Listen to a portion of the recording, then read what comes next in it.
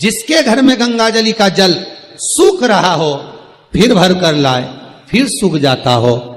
हमने पूरी झाला लगाकर पैक कर कर गंगाजली रखी थी, जल सूख गया तो उसका कारण क्या होता है, उसके लिए वर्णन किया गया। शिव महापुराण की कथा कहती है, लिंग पुराण कहती है, जब झारी जी में से गंगा का जल सूखा निकल जाए, आपने झारी जी खोली, गंगा का जल निकालना चाहा, पर गंगा का जल सूख गया, आपने बजा कर देखा इसमें पानी नहीं है, इसमें जल नहीं है, उसका क्या कारण होता है?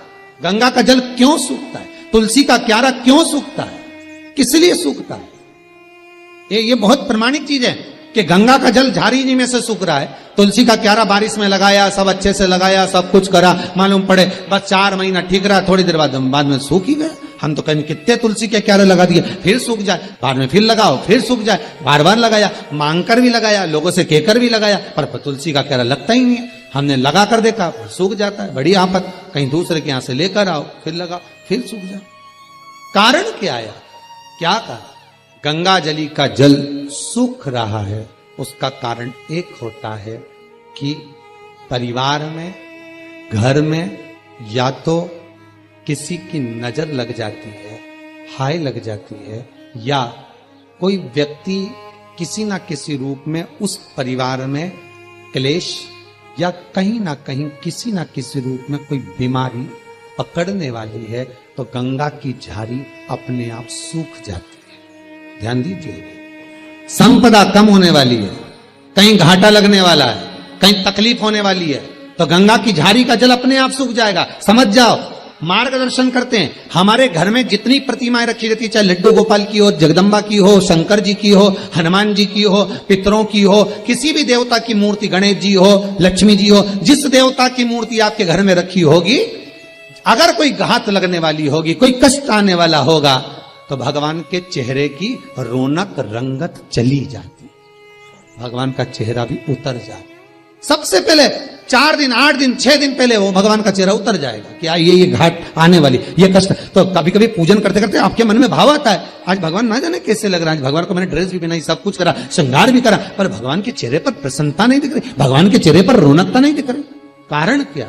समझ जाओ, फिर सतर्क हो जाओ, भगवान से प्रार्थना करो, बाबा आप ही को संभालना है। गंगा मैया, आपने बता दिया कि घात आने वाली, आपने बता दिया कि कष्ट आने वाला है, पर संभालेगा कौन? गंगा मैया, आप स्वयं आओ, स्वयं संभालो। जिसने रास्ता बताया है उसी को पकड़ लो।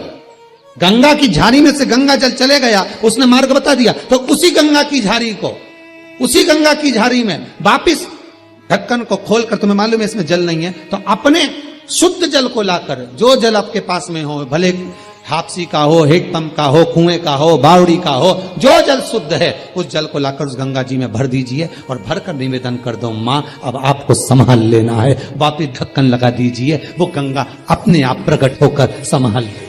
उसको खाली नहीं रखना, उसको खाली नहीं रखा जाता।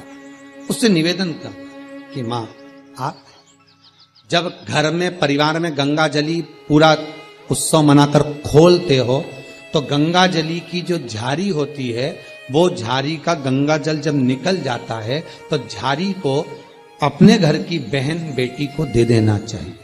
घर में खाली झारी नहीं रखा, या तो उसमें जल भर कर रखो।